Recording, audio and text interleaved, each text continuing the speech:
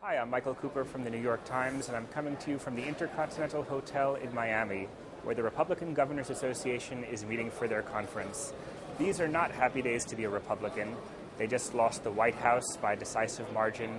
They lost houses in Congress and Senate seats, and for the first time in years, they're going to find themselves in the political wilderness.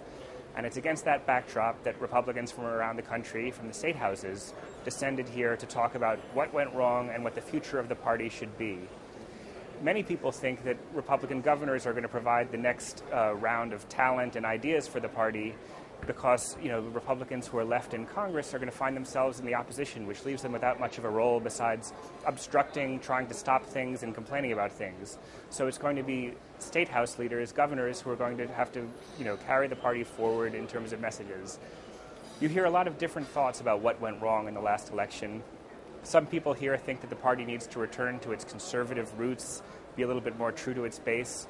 Others are saying that they think that the party needs to moderate and broaden its appeal to a wider section of voters.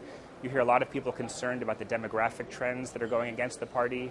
People are worried about this decisive margin by which they lost the Hispanic vote, by the way they lost the African American vote, the way they lost women votes. And so there's been a lot of sort of soul searching going on here, but not a lot of real agreement about what to do next. And against that backdrop, there's still been an incredible media scrum around one particular governor, Governor Sarah Palin of Alaska. Let's see, I had a baby. I did some traveling. I very briefly expanded my wardrobe. I made a few speeches, met a few VIPs, including those who really impact society, like Tina Fey. What you saw here, every time she emerged from an elevator, there were cameras flocked to her like moths to a flame.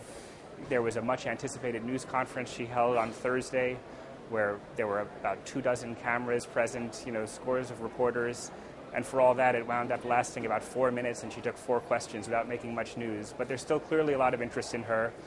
But, while much of the media spotlight is on her, a lot of other governors like Bobby Jindal of Louisiana, Tim Pawlenty of Minnesota, John Huntsman of Utah, Charlie Crist of Florida, the host governor, Mark Sanford of North Carolina, are all quietly discussing ways of bringing the party forward and to try to recover from what has been a sort of devastating defeat for them.